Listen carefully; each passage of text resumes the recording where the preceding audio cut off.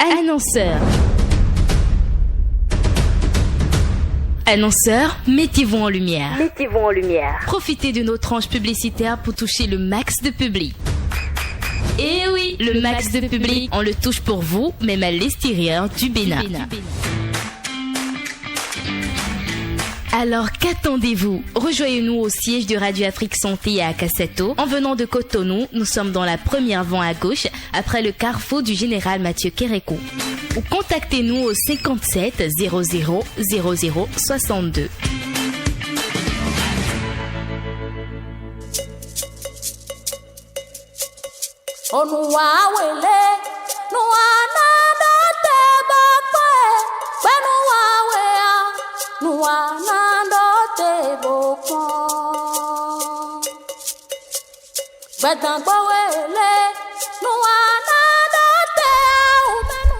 Bonjour à tous, amis auditeurs à l'écoute de Radio Afrique Santé. Vous êtes sur l'émission Plein Feu sur la biologie. La biologie, comme vous le savez, est une science inventée par le professeur Kossi Jean-Marie Apovo. Elle fait suite à sa thèse de doctorat d'État soutenue en 1995 à la Sorbonne en France sur le sujet anthropologie du beau, théorique et pratique du gris-gris. Cette science constitue une unité d'enseignement en sociologie à l'université d'Abomey-Calavi. Et comme vous le savez, cette émission est là pour vous faire comprendre ce que c'est réellement que la biologie. Et puis le thème qui nous rassemble aujourd'hui, c'est bien sûr l'objet de la Bodyssée. C'est bien sûr le thème, et pour en parler, il n'a pas changé. Son nom, vous le connaissez désormais, c'est bien sûr le professeur Raymond Assogba. Bonjour professeur.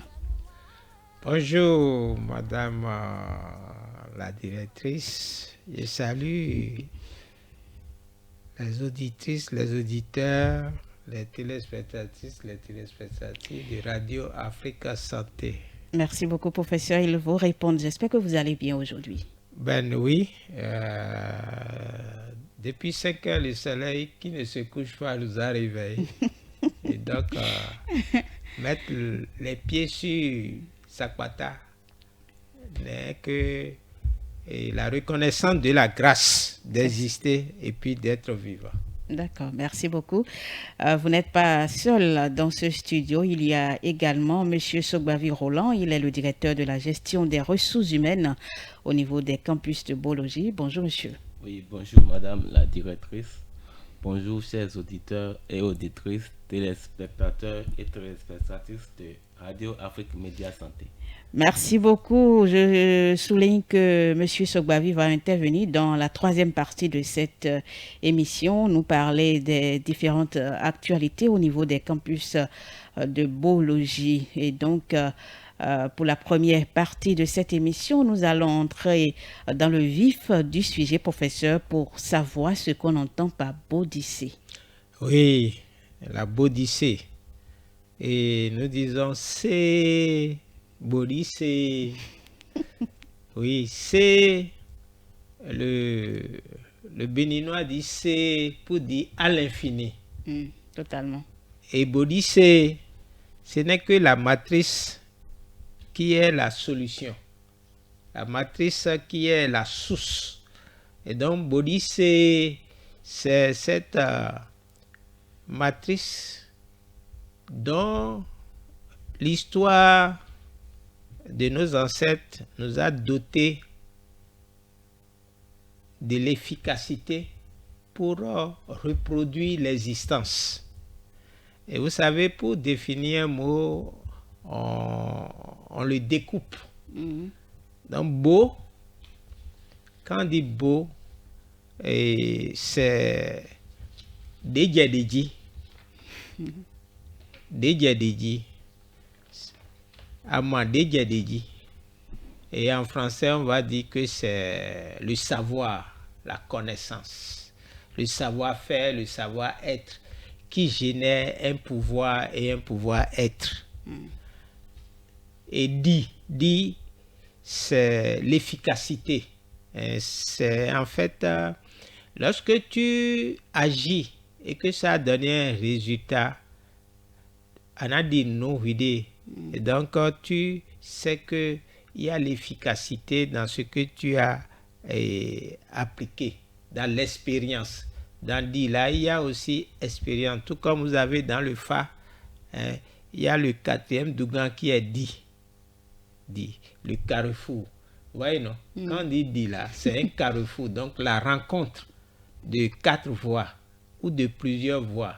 Donc, c'est pourquoi nous disons que c'est le domaine de l'expérience, de l'expérimentation. Et quand on dit c'est, donc on a dit que c'est à l'infini. Donc, lorsqu'on dit bodhissé, ça veut dire donc la connaissance par l'expérience et les résultats de cette application, de cette expérimentation. Et donc, il faut dire que la bodhissé a des caractéristiques. Lesquelles? Elle n'est pas chère. Elle est efficace. Elle est disponible. On peut la prendre. On peut la prendre et puis maintenant on peut transférer ça à ses héritiers. Donc la bodhissé, c'est l'objet de la boologie. Et nous avons déjà défini la boologie comme le discours en fait sur l'utilisation des plantes pour guérir, pour trouver des solutions politiques, économiques, éducationnelles aux situations qui se posent aux hommes et aux femmes. Et donc, vous savez, en ce début du 3e millénaire, il y a la problématique de ce que nous, en tant que Béninois, en tant que Noirs, en tant qu'Africains, nous avons comme capacité pour faire face maintenant à une situation, la situation du sous-développement, la situation de domination par les pensées qui viennent de l'Occident. Et donc, dans cette situation, il faut bien sûr un slogan, un notionnement pour rassembler et dire la totalité de ce que nos ancêtres nous ont transmis pour exister, pour être des gens tengbedju face à un Occident qui nous pille, qui pille nos richesses, face à un Occident qui ne nous laisse pas le temps de réfléchir, de décider de ce que nous voulons être. Et cette problématique, justement, est celle de ce mot-là qu'on dit existentialité. Il y avait akado gbea atia ne le yedo ado hide memo ya kabi ado mon pombo johonzewe johonazewe ze amiohwe enazewe lisikwe ne le kayegbon. C'est ça la problématique du 3e millénaire. J'ai une question, professeur. Est-ce que en boologie, bodhissé, est-ce que vous n'avez pas peur que ce soit quelque chose réservé qu'aux personnes, qu'à une catégorie de personnes? Non, elle n'est pas réservée à une catégorie de personnes. Elle est réservée à tout le monde parce que lorsque tu sors de ta maison, les herbes sont à côté, les plantes sont là. Déjà dans la maison, il y a des plantes. Et donc, quelque part, dans l'éducation de l'être, sa maman ou son papa lui a montré une feuille qui sert à résoudre une situation. Et la première feuille à laquelle, tout au moins jusqu'à ce que les murs ne deviennent la clôture des maisons, c'est le bâtiment. L'hysope. C'est la feuille de l'hysope. Dans le temps, c'est le bâtiment qui servait de clôture. Et il y a un genre de bâtiment qu'on mange et qu'on appelle moringa. Passez-moi le nom là. Moringa. Moringa. Donc, en même temps que ça a des vertus mystiques, on prépare pour manger. Et les femmes du Nord, d'ailleurs, dans Cotonou, quand elles repèrent ça quelque part, elles ne laissent plus. Voyez un peu. Donc, non, la Bodhicée, c'est en fait l'existentialité du béninois lambda. Ce n'est pas réservé à un genre de personnes. Et donc, même en Occident, vous allez voir, la science est accessible à tout le monde. Il est vrai qu'au début, les résultats de la science ont fait peur. Les moteurs faisaient peur parce que la technologie est tirée de la science. Vous voyez un peu. Et donc, vous avez vu qu'avec le temps, les financements par l'État ont permis donc aux institutions de fabriquer ce que nous appelons les créatifs. Et dans les supermarchés, tout le monde a accès aux résultats de la science. Donc, c'est de la même manière que la Bodhicée est au service de tout le monde. Ce que je voudrais dire, c'est que vous n'êtes pas sans savoir que nous sommes dans un État laïque et que certains, quand ils entendent beau, tout de suite, ils ont peur. Et donc, le fait d'entendre Bologie, Bodhicée, est-ce que ça ne va pas faire écarter une certaine catégorie de personnes qui ne voudront pas s'approcher pour voir réellement de quoi il s'agit? Je peux vous dire quelque chose aujourd'hui. Laïcité, là, c'est un faux concept. Ça n'existe pas. C'est inscrit dans la Constitution du Bénin. C'est nous, les intellectuels, qui n'avons pas compris la stratégie de l'Occident d'infantiliser notre capacité à défendre les acquis de nos populations qui sommes le problème. Aucun État n'est laïque. Expliquez-vous. La France est une nation chrétienne. L'Angleterre est une nation protestante. L'Allemagne, vous prenez les États-Unis. Les États-Unis sont évangéliques. L'Iran est islamique. Quel État dans le monde est laïque? Ça n'existe pas. C'est une erreur de réflexion des Béninois de penser qu'il existe un État laïque. C'est faux. C'est une illusion. Et il faut très tôt que nous, en biologie, nous réveillions la conscience de nos camarades et de nos frères pour dire que le mot laïque, là, ils n'ont qu'à abandonner ça. Pourquoi? Puisque la laïcité appelle l'État à rester neutre quand on parle de religion. Non. Lorsqu'on parle de religion. Mais la religion est associée aux autres institutions dans l'État.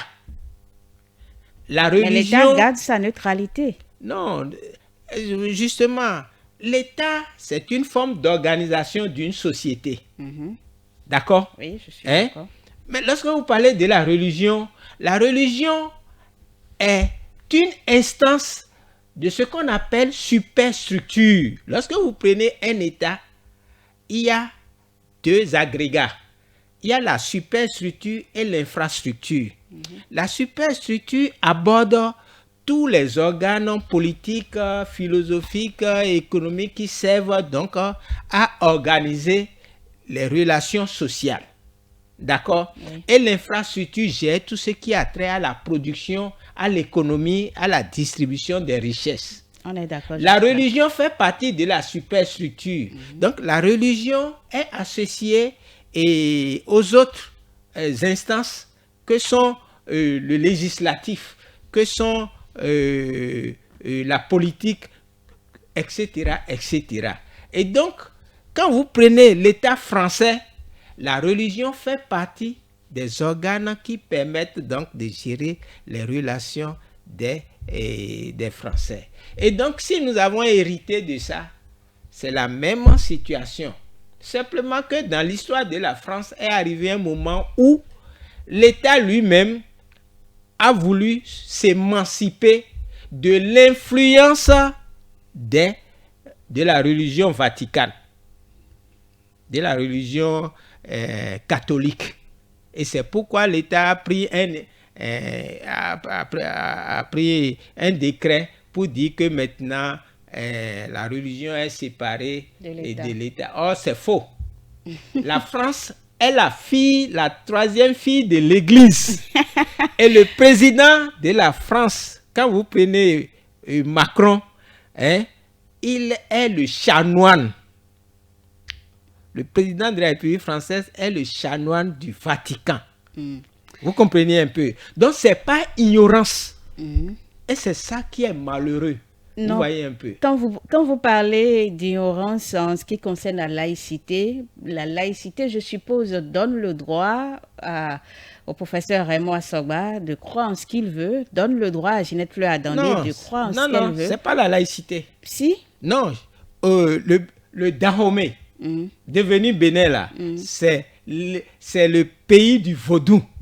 C'est le pays du vaudou. Mais ça ne veut pas dire que si Ginette a envie de croire en une autre puissance plus que le vaudou, elle n'ira pas. Non, on ne croit pas à une autre puissance. C'est justement ça la pagaille que le français a mise dans notre esprit et nous disons du n'importe quoi. Vous comprenez un peu? Donc, sinon, dans tout État, lorsque des religions arrivent, on les circonscrit à une place donnée gérée par les lois.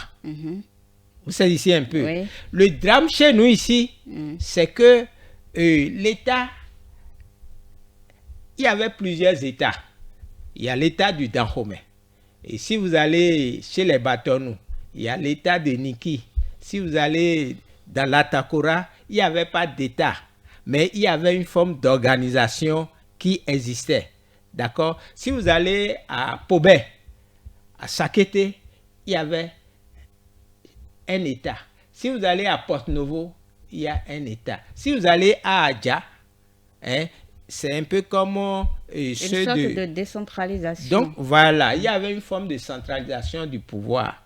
D'accord? C'est parce que justement la colonisation a installé donc une domination sur ces États. Et elle les a détruits et ensuite elle les a rassemblés pour en faire un territoire unifié. Et donc c'est dans cette situation qu'est arrivé le fait que maintenant ils mettent en place cette ignorance donc de la laïcité qui est dérivée en fait d'une situation historique et des rapports sociaux en Occident. Vous comprenez un peu. Oui. Donc, il faut comprendre que c'est ça. Donc, il nous revient maintenant de faire un bilan. Donc, et si on doit faire les états généraux de cela pour maintenant savoir que tout État est défini par les rapports sociaux existants entre les populations et leur existentialité. Et ici, c'est le vaudou. Donc, si on doit remettre les choses dans leur contexte, on dira que le Bénin est une nation vaudou. Oui, notre nation est une nation du vaudou. Et vous voyez que tous les symboles du vaudou sont dans l'espace. Le Tolegba, vous allez dans les marchés, vous allez voir et les vaudous du marché, dont le Ahidaza et comment il s'appelle le vaudou du marché. Aïzan. Hein? Aïzan qui est là, dans tous les marchés. Vous avez le vaudou dedans. Vous voyez un peu. Et donc, dans tous les villages, même les quartiers, il y a toujours un Tolegba. Comprenez un peu. Donc, à partir de là, il est temps maintenant que nous sortions de cette aliénation congénitale et pour rétablir les choses. Donc, il faut savoir que la Bodhicée, justement, c'est le concept que la Bologie a mis en place pour aider les Béninois maintenant, tout doucement, à rassembler leurs idées, leur esprit et savoir que, quel que soit alpha, bêta, il dérive donc des savoirs que nos ancêtres nous ont transmis. Alors, on a vu ce qu'on entend par la Bodhicée, comment ce mot est composé, mais comment il est né? La Bodhicée? La Bodhicée est un concept que justement, et c'est ça qui est heureux pour nous, le concepteur, le fondateur du concept même de la Bologie, professeur Jean-Marie Cossé-Akpovo a mis en place justement en termes de réflexion globale pour faire face à un phénomène global. Et le phénomène global, c'est celui de l'aliénation qui a amené les Béninois donc à croire dans l'ancêtre des autres et à abandonner leurs ancêtres. Et donc, la Bodicée a été utilisée par le professeur Akpovo, d'accord, par rapport à ces situations. Quelle est la situation de l'existentialité? Vous savez, avec la colonisation, nous avons découvert la science. Et par rapport à la science, donc, c'est la philosophie. C'est d'abord la philosophie. Et en philosophie, les Occidentaux sont dans un système qu'on appelle théodicée. Donc, en Occident, eux, pour répondre à une question, quelle est la question? Comment est-ce que, selon eux, Dieu qui est bon a toléré l'existence du mal? Donc, les Occidentaux pensent que Dieu est omniscient, omnipotent. Et ils se disent, mais comment celui-là peut permettre que le mal et la souffrance existent? Et donc, pour résoudre leurs problèmes, donc, le concept Dieu est transversal de tout. C'est pourquoi ils ont créé l'Église catholique, l'Église chrétienne, donc sont dans ce système qu'on appelle théodicée. C'est un système philosophique, d'accord, de réflexion pour trouver des réponses. Qui est tout le temps dans la pensée, le questionnement. Voilà, pour trouver une réponse au mal et à la souffrance. Et donc, pour trouver... Et face à... Ils sont venus maintenant infecter notre manière de réfléchir avec ce concept Dieu. Alors, le professeur Akpovo, qui a fait des recherches sur le beau, a constaté que les Béninois du sud, du nord, de l'est à l'ouest, du centre, aussi bien que le Nadi, que le Pona, les Africains de l'Afrique de l'Ouest, pour trouver une explication à la souffrance, utilise le beau. D'accord? Et donc, il a dit donc, que le système philosophique à partir duquel donc, les Africains trouvent une réponse à la souffrance et aux difficultés de la vie doit être appelé Bodicée. D'accord? C'est pourquoi on a dit que c'est l'infini, à l'infini de l'existence humaine et des situations, c'est l'expérience que tu as faite en utilisant beau qui te donne des connaissances. Et ces connaissances, tu les utilises pour améliorer ta vie, pour devenir riche, pour te libérer des problèmes et être heureux. Et donc ici, la Bodicée donc exclut la part de l'incertitude liée donc au concept Dieu. Vous comprenez un peu? Oui. Et donc, c'est ce que lui il a fait pour protéger l'efficacité de la pensée, pour protéger la certitude de l'être béninois. Et donc, voilà la source de ce concept de Bodicée. Et donc, nous l'avons donc retenu comme l'objet donc, de la boologie. Et cet objet-là, comme on le dit, il est diffusé dans la vie de tous les Béninois. Et le système, c'est une matrice. C'est une matrice systémique. Et donc, les 5 symboles, les 5 instances de la Bodicée sont Fa, Vodunle, Ama, Bo et Hoho. Donc, c'est à partir de ces 5 catégories que tout Béninois résout ces situations.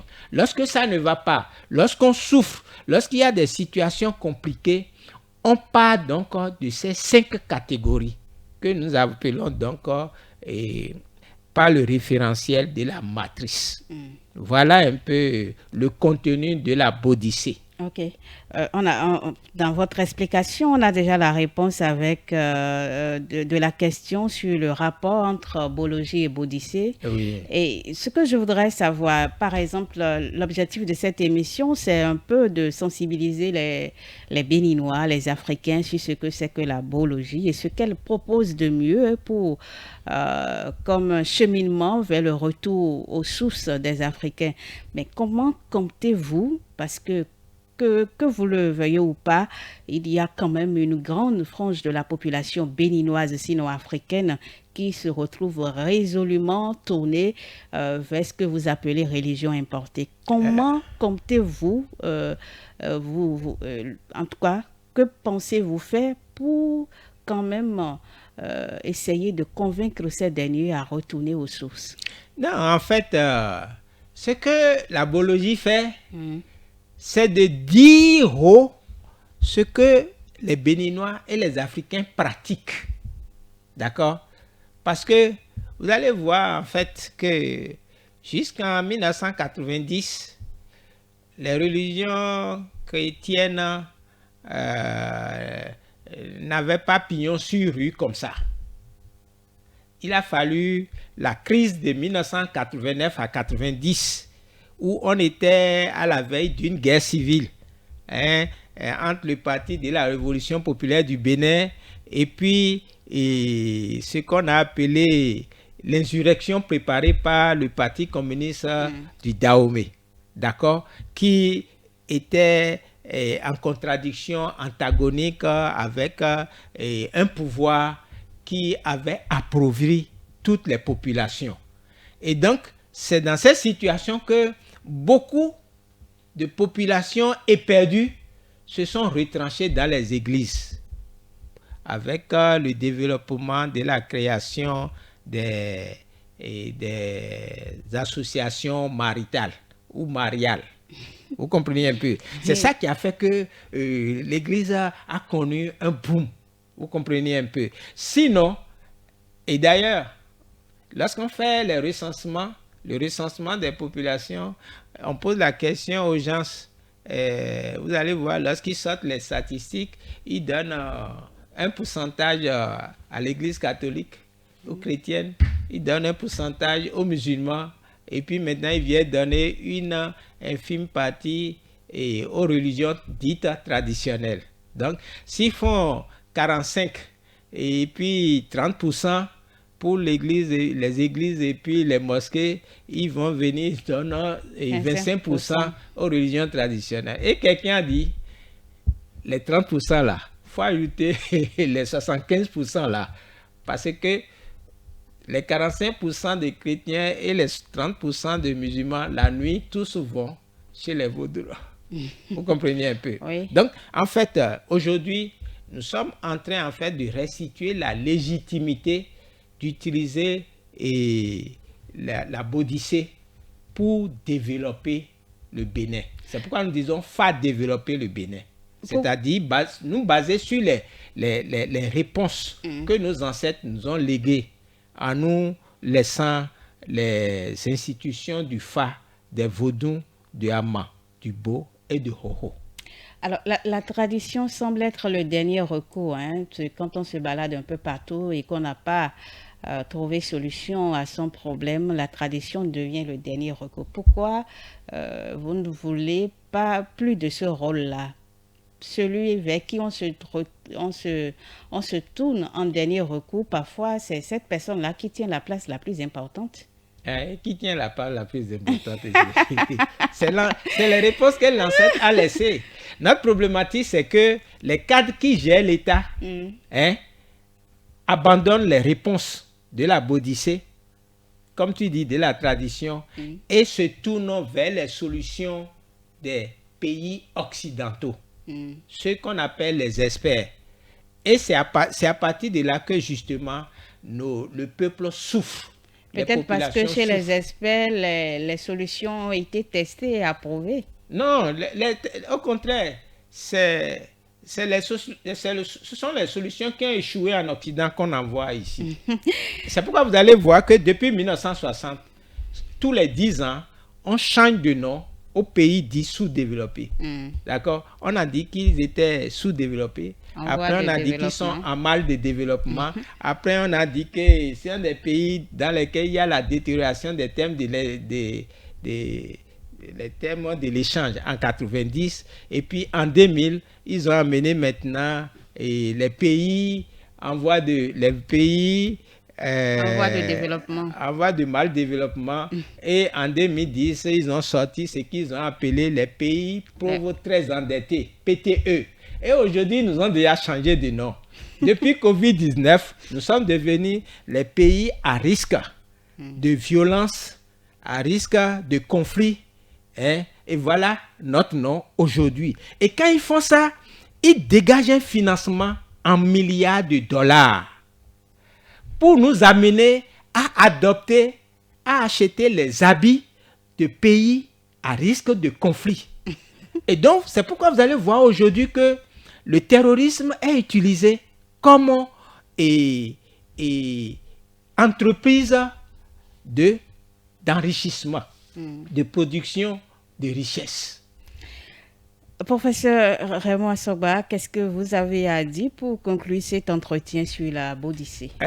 Cet entretien sur la Bodycée vise donc non pas à parler de religion, mais à amener les populations à comprendre que les solutions que nos ancêtres nous ont léguées à travers les vaudous des Hénou, à travers les vaudous des Accords, à travers le Fa, à travers Amman, et à travers Bo et les Hoho sont en fait les véritables ressorts de ce que nous appelons le Fa développement. C'est-à-dire que pour s'enrichir, il faut aujourd'hui intégrer ces paramètres dans les politiques publiques, d'amélioration des vies des populations. Et donc, nous on a proposé le concept de Fa développement. Et vous allez voir que l'autorité, les cadres qui gèrent le pays se foutent pas mal du Fa développement. Et ils se foutent pas mal du Fa développement. Allègrement, ils disent développement parce que justement, ils appliquent les politiques suggérées par les experts qui viennent de l'étranger. Alors que eux, ils sont les experts des populations pour lesquelles ils sont élus et dont ils n'utilisent pas les solutions. Et donc cela fait que vous allez voir que depuis 1960, nous avons toujours les mêmes problèmes. Nous vivons les mêmes situations. Et ceux qui viennent à la tête des pays, ils font les mêmes choses, ils meurent. Les nouveaux qui viennent continuent les solutions qui n'ont jamais fonctionné. Et donc, nous, en tant qu'intellectuels, nous pensons que en fait, l'intellectualité n'est pas liée au diplôme. L'intellectualité est liée au Joamo. Et donc, celui qui maîtrise ce Joamo, il est déjà intellectuel. Donc, les Vodounos, les Amanos sont des intellectuels. Les Hotodaho, les Honodaho sont des intellectuels. Les Amanos sont des intellectuels. Donc, il faut intégrer ceux-là maintenant comme aussi des experts du Fa développement. Sinon, si nous continuons le développement tel qu'implémenté avec la Banque mondiale, le FMI, et puis les banques qui nous prêtent de l'argent, nous aurons toujours la pauvreté comme indicateur, alors que elle n'est pas la carte d'identité des populations qui ont comment on peut dire ça, comme le NPI, le numéro quoi? Personnel d'identification. Notre numéro personnel d'identification, c'est le Fa, le Vaudou, Amman, Bo et les Hoho. Les gens finiront certainement par vous écouter et dans ce que vous dites, dans le discours que vous tenez sur la biologie. C'est tout ce que je vous souhaite. Le thème de cet entretien, c'était donc la Bodycée. Vous avez écouté le professeur Raymond Assogba de long en large parler de cette terminologie-là. On va prendre une petite respiration pour venir pour la deuxième tranche de cette émission.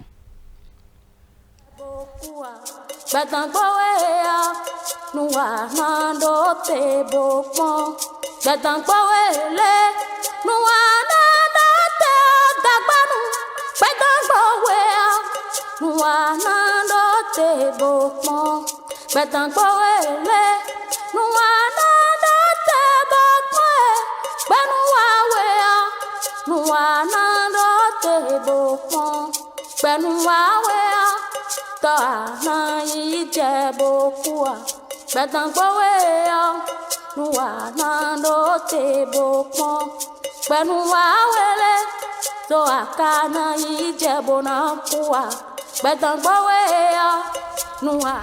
Voilà, nous sommes de retour en studio pour votre émission Plein Feu sur la biologie. Vous avez écouté la première partie de cette émission qui s'intéressait à l'objet de la Bodycée. En deuxième partie, nous allons parler des services de la cabine des campus de biologie et ce sera toujours avec le professeur Raymond Assoba. Oui, merci beaucoup. La cabine du campus de biologie est un supermarché des beaux technologies. Et ici, ceux qui vivent de certaines situations peuvent faire recours aux services que nous appelons les services au vaudounon. Vous prenez par exemple la catégorie des hommes qui travaillent.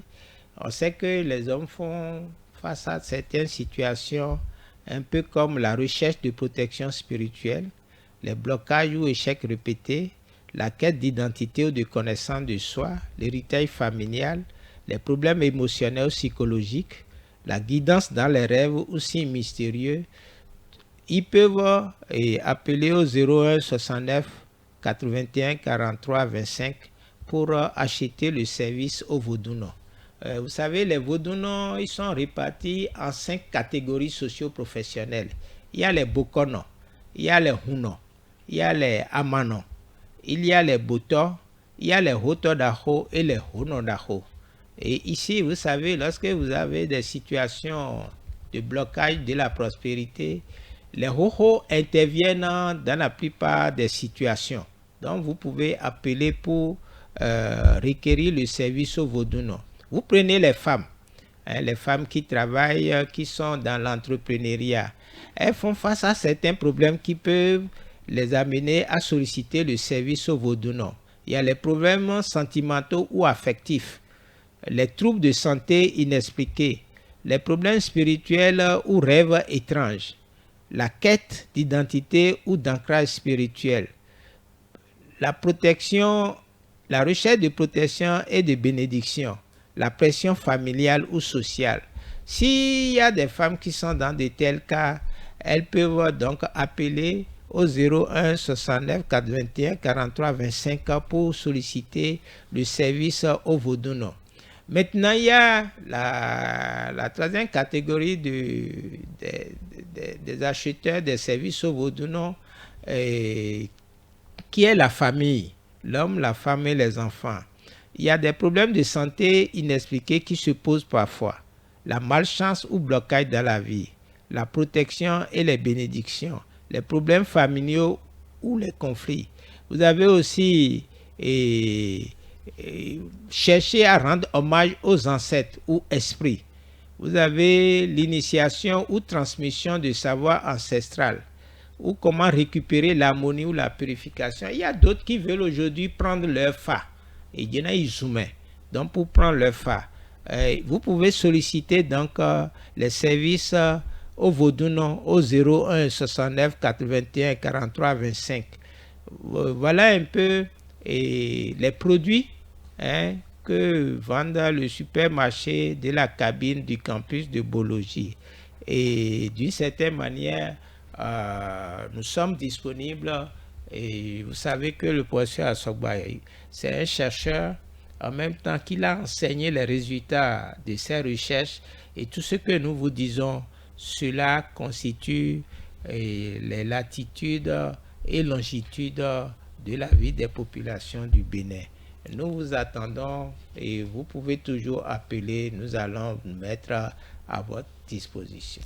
Merci beaucoup, professeur Raymond Assoba. Sans transition, nous allons passer à la troisième tranche de cette émission et il s'agit des différentes actualités des campus de biologie.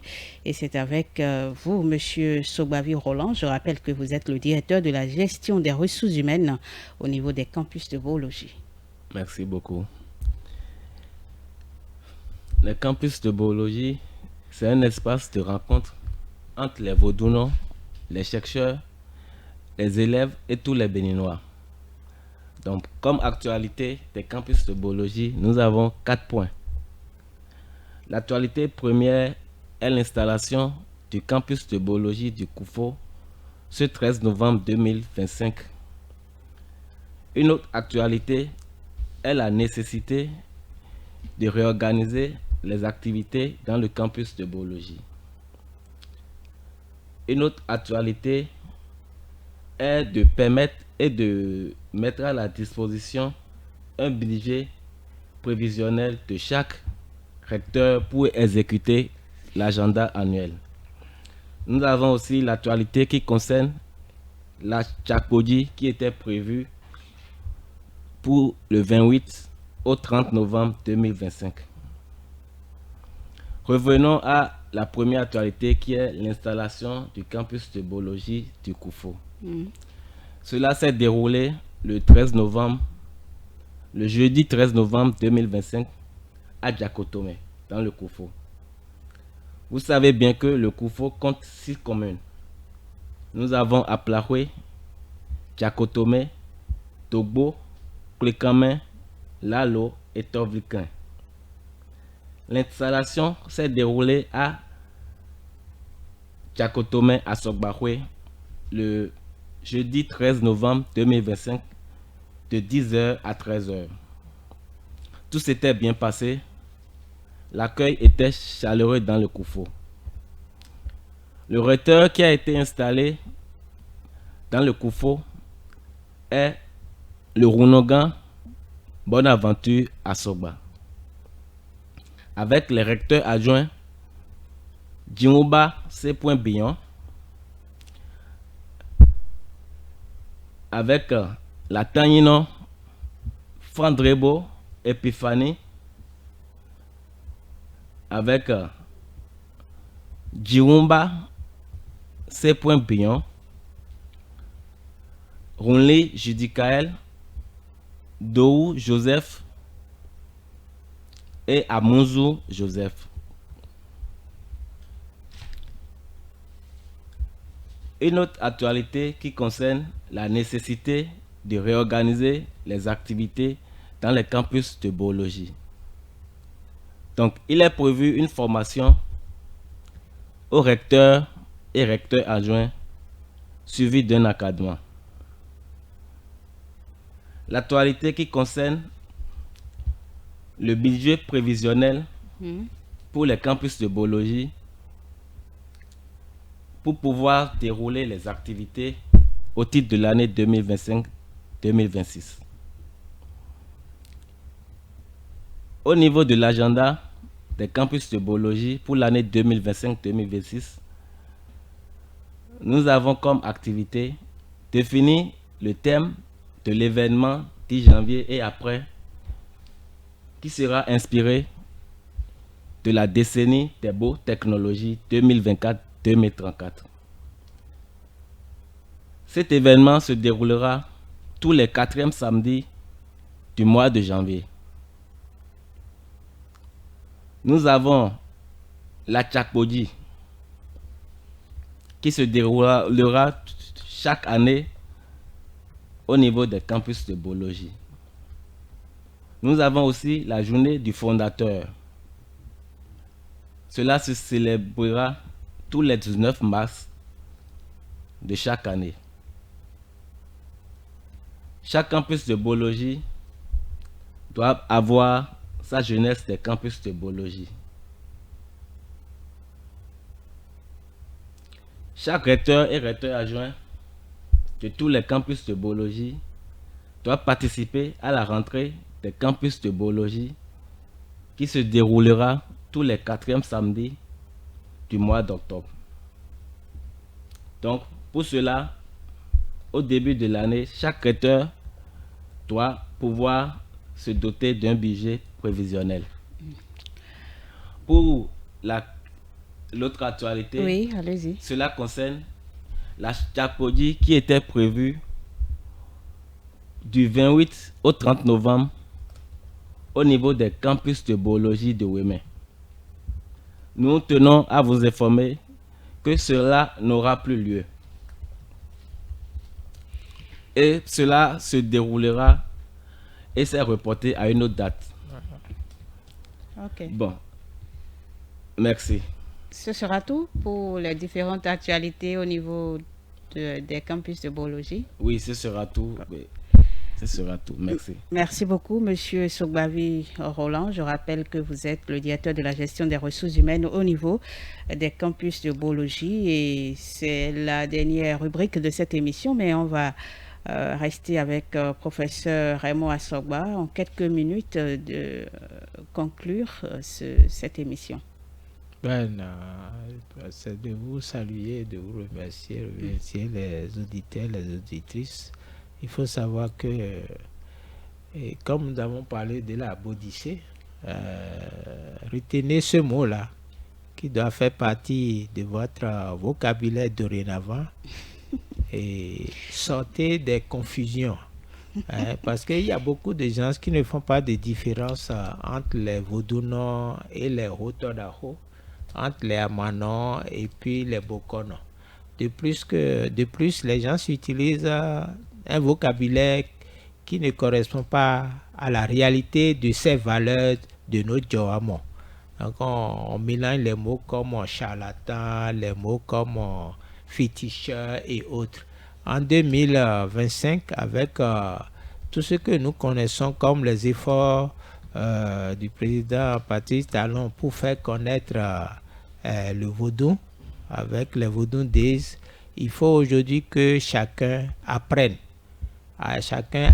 maintenant à respecter ces Djoamo et à utiliser les mots que nos ancêtres ont fixés pour désigner ces réalités qui sont d'ordre technique, pratique, technologique et efficace.